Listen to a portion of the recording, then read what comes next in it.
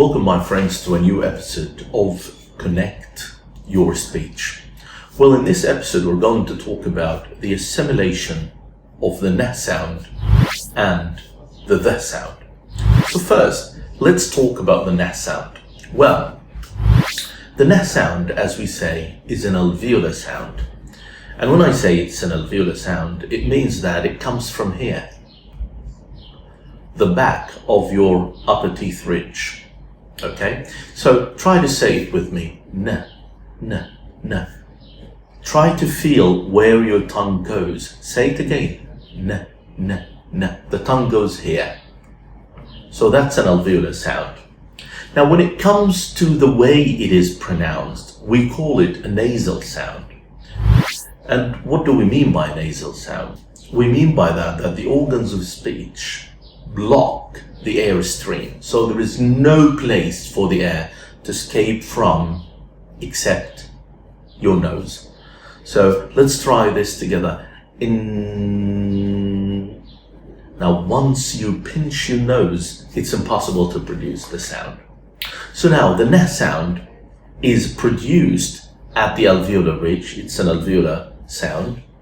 And it is a nasal sound, which means that the air stream goes out through the nose. And if you pinch your nose, you can't pronounce it. Now, this is about the n sound. And of course, it is a voiced sound, like all nasals. Now, let's come now to the th sound. Now, the th sound is an interdental sound. Now, let's try to say it slowly and see where your tongue goes. The. It goes between the upper teeth and the lower teeth towards the upper teeth. That's why we call it interdental, right? Now, so it's an interdental sound in terms of place, but what about manner? What about how it is pronounced? It's actually a fricative sound. And when I say a fricative sound, I mean by this that organs of speech get really, really close to one another, that when the sound is produced, it makes a friction. Listen to this. That's the friction I'm talking about here. Now, in this episode, we're talking about the assimilation between the n sound and the th sound. Well, it's very common in English language and among native speakers that when there is a word ending in the n sound, meeting a word starting with the th sound, that when they need, assimilation happens. But what kind of assimilation? Actually, these two sounds produce a new sound, and it is what we call the dental n. Well, the dental n is not usually part of the English language phonetic alphabet, but actually it's an n sound that has the features of an interdental sound as well. How? Because normally we say n, and we said that your tongue goes to the back of your teeth ridge, but not in this one. In this one, you say n, n, n. So it is still nasal in the manner of pronunciation, because you cannot say n, it's not produced, but it is interdental in the place. So this is the kind of assimilation that happens, that n keeps its manner as is, but changes the place of articulation, so it becomes n. And this is very common in American English, British English, and Australian English.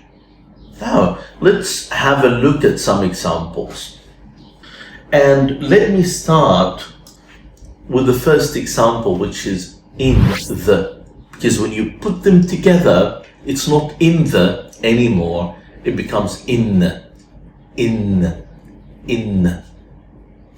Let's see some American English examples.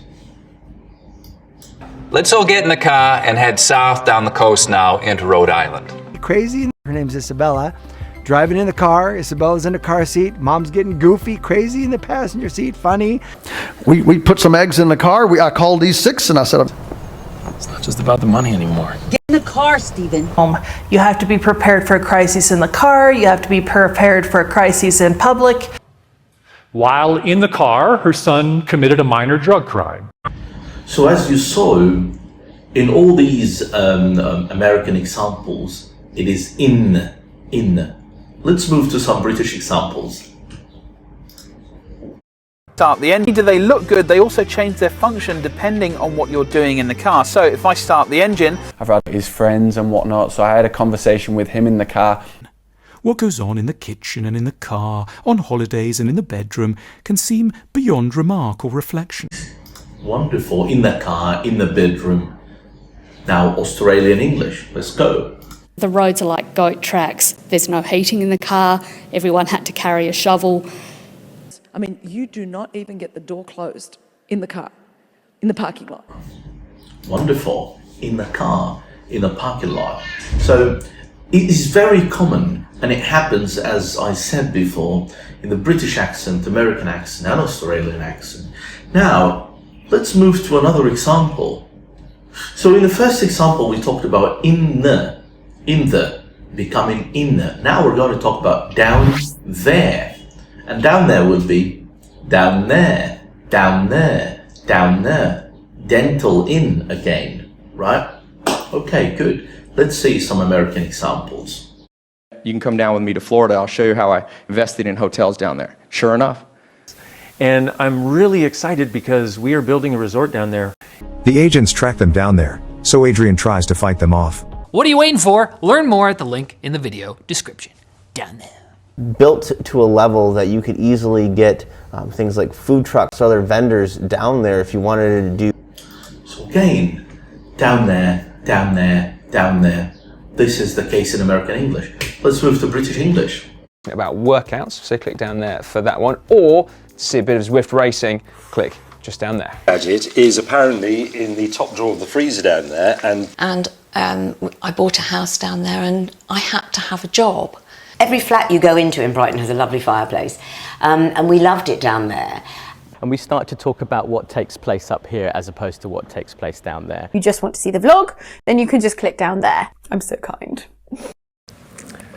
Are there any monsters down there? So, are there any monsters down there, down there, down there? Okay, wonderful. Now let's go to Australian English. Let's see. I'll be down there to review them and give a little bit of help. Just add them into the comments. I'll be down there in the next few days to check them out. Seaweed into the deep ocean were affecting life down there. Older sister Rhiannon was the glamorous near perfect child. Is Rhiannon down there? Or? Yeah, there she is in black right there. Hey, how are you? Wave to her. In some way electrocute myself, because then the cameraman down there and the news journalists will have a really great story. Got microphone number 1 here, so if you could come down there. And Wonderful, wonderful. Come down there, come down there. So again, as we said, it's not down there anymore, it's down there, down there, down there. Lovely. Another example. And this time we're going to see a verb and a demonstrative pronoun, right? So we've got win and this. And guess what? When you put them together, it's not win this anymore, it's win this, win this, win this. Let's see that in American English. In the community. You'd certainly expect our technology companies to win this one hands down, right? Right. Term gratification module. Now the more responsible, far-seeing module is going to get to win this time around. But and I said, we're going to win this. Advertising. We got to win this. Okay. So, are you going to win this? So win this, win this. Lovely. British English. Let's go. Countries. The murders here in Australia, this is terrible, but this is so big, we're not going to win this. And again, it's Monish figuring out how do I win this game? How do I win this game? How do I win this game? Right, let's go to Australian English. Let's see. So much. We are honoured to win this AI song contest. Wow, well, it's an absolute honour to win this award, and I'm really glad.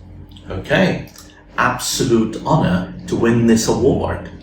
Lovely. Now, another example. And in this example, we're going to talk about a verb and an object pronoun, seen, them. And of course, you put them together and they become seen them. Let's go. You may have seen them around and not given them really a whole lot of thought. Oil and gas companies understand this pretty well, which is why we've seen them invest millions of dollars in recent years in promoting solar and wind. Like, try to think of all the times in the last 6 months that you've seen them and shared something. We look at the early experimentation on videos, if you've seen them, of people. Okay, if you've seen them, if you've seen them, if you've seen them, lovely. Now, let's move to British English. But this is the first time he's seen them arranged like this. Because I've seen them come up time and time again. Some of you might also have seen them. And Wellington will have seen them leaving. Michael Arthur hasn't seen them at all in advance. Hasn't seen them, hasn't seen them. Now let's see some samples from Australian English. We haven't seen them yet, but they'd be hard to spot. So I left New Zealand, thought that they were just in New Zealand, but I've seen them in Africa and Australia's got them. That they looked like, and artists often had to draw animals based on what people who had seen them. Okay, so they've led them as they've seen them, basically. And I've seen them learn how to walk on a trail. You would have seen them up there at the High School Musical style bench seat. So you might have seen them for 5 minutes here and 5 minutes there. Okay. So that's quite important. It's almost all the software developers, as we've seen them as they roll out. I've seen them, but I've never read them. Oh, you should absolutely read them. They're really funny. With some pipes on it, you've probably seen them before on a VL Commodore. Okay, seen them, seen them, seen them. So my friends, it is a very common type of assimilation that when you have the na sound and the sound, when you put them together, it becomes inna, seen them, win this. And this is very common in American English, British English, and Australian English.